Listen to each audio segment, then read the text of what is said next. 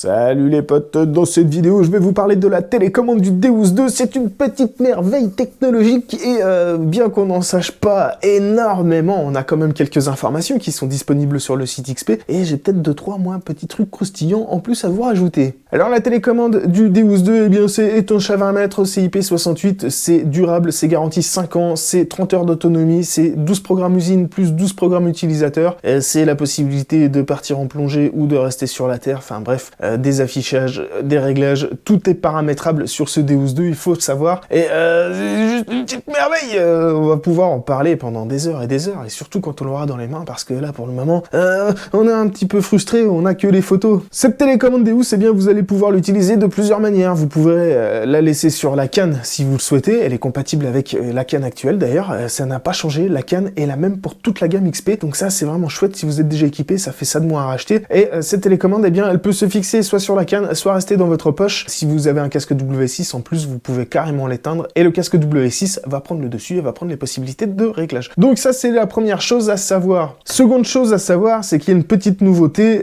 sur ces détecteurs, c'est que toutes les connexions, eh bien elles sont automatiques. Mais ça, on en reparlera un petit peu plus tard. Vous allez voir qu'il y a énormément d'innovations technologiques de la part d'XP sur ces télécommandes. On n'est pas sur un simple boîtier revisité du Deus 1, on est vraiment sur quelque chose de nouveau, sur des nouvelles technologies. Et il y a des avancées franchement qui vont vous plaire, mais ça on en reparlera en temps voulu et vous serez pas dessus, croyez-moi, mais ça vaut le coup d'attendre un petit peu. Alors bien sûr cette nouvelle télécommande elle est sur batterie, on a un connecteur spécifique puisqu'elle est prévue pour la plongée, on va donc avoir un connecteur qui est multifonction, il va servir à la mise à jour logicielle, il va servir à brancher des casques filaires, mais il va servir aussi à recharger la batterie. Cette télécommande elle est annoncée tout terrain et résistante au choc, alors faut savoir que j'avais déjà fait des essais, moi vous avez peut-être vu les vidéos avec le Deus 1 où la télécommande on la faisait passer sous une bagnole, on l'a maltraité, hein. On l'a acheté un petit peu partout, vraiment on lui a fait subir les pires atrocités, elle a résisté. Cette nouvelle télécommande en plus elle est étanche, elle est vraiment conçue pour résister, pour durer, donc inévitablement XP a visé, que ce soit les plongeurs, les chercheurs d'or, ils vont vraiment taper à tous les niveaux du marché aujourd'hui. Cette télécommande, eh ben, elle se devait d'être extrêmement solide, donc aucun doute qu'elle pourra passer sous une bagnole. Si on arrive à avoir une télécommande supplémentaire, je dis bien si on arrive à avoir une télécommande supplémentaire, je n'hésiterai pas à vous la faire passer sous une bagnole, peut-être même, quoi pas, sous un camion.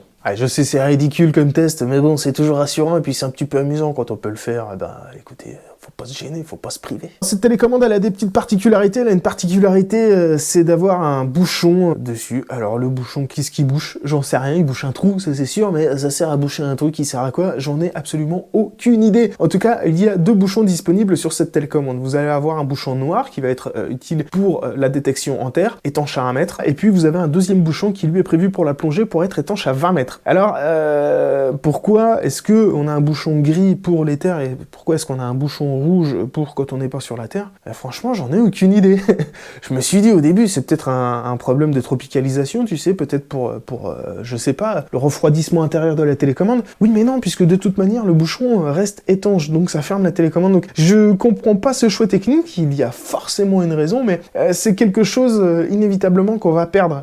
Ces petits bouchons sont tout petits, hein, je sais même pas si ça fait 1 cm de diamètre. Donc bon, voilà, choix technique bizarre. Voilà, j'ai envie de dire bizarre, mais il y a forcément une raison, et je vous la donnerai quand je l'aurai, cette raison. Sans surprise, cette télécommande, eh bien, elle se fixe sur la canne classique, donc elle se clipse ou se déclipse de la même manière, ça va être assez facile. Alors là, c'est pareil, j'espère qu'XP a prévu un petit emplacement pour fixer une dragonne. Je vais vous dire pourquoi, parce que si vous êtes en terre, que vous faites tomber la télécommande, ça peut arriver, ça m'est déjà arrivé, hein. J'ai déjà perdu ma télécommande, marché dessus à côté de mon sac, elle était enterrée. Je vous assure que ça a été une galère à retrouver, on a mis presque 2 heures à retrouver la télécommande qui était finalement à côté de mon sac. J'avais juste marché dessus, elle s'était enfoncée. Donc voilà, ça peut être une galère. En plongée, ça va être pire. En plongée, si jamais elle se détache, il y a moyen qu'elle disparaisse. Hein. Donc il vaut mieux qu'il y ait une petite fixation de dragon et puis qu'on fixe directement à la canne. Et c'est vrai que d'origine, XP aurait dû penser à faire un petit système d'attache avec une nouvelle tête sur la canne du Deus par exemple. Voilà,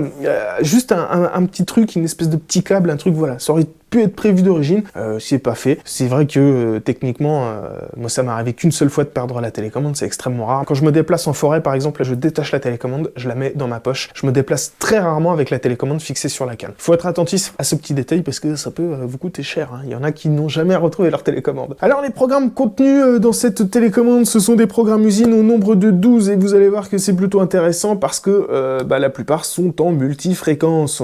Les monofréquences ne sont disponibles que sur un seul programme qui s'appelle justement Deus Mono. On perd les dénominations GMP, etc., tout ce qu'on avait avant. On est vraiment aujourd'hui sur une technologie différente, sur une nouvelle approche. Donc c'était normal que les programmes aient complètement changé. À savoir que sur chacun des programmes, évidemment, c'est une plage de fréquences spécifique qui va être privilégiée. On va vraiment se cantonner à certains types de fréquences. Et donc ça va, encore une fois, comme les monofréquences, demander beaucoup d'attention et demander quelques connaissances basiques justement sur le fonctionnement de l'appareil pour ne pas se gourer et pour optimiser vraiment ses recherches. Donc ça va être encore une fois des choix à faire en fonction des sols, du type de cible qu'on va trouver dans le terrain qu'on est en train de détecter. Alors, je vais pas vous détailler tous les programmes dans cette vidéo, sachez simplement que les différents programmes vont être avec différentes plages de fréquences, différents niveaux de sensibilité ou de discrimination pour s'adapter à des types de recherche, à des types de terrains. Et on aura la possibilité évidemment d'avoir le Deus en multifréquence, qui est le cas sur la plupart des programmes, ou en monofréquence avec un programme dédié à la monofréquence qui là va vous permettre de choisir vous-même la fréquence à laquelle vous voulez détecter. Donc je pense qu'il va falloir faire des programmes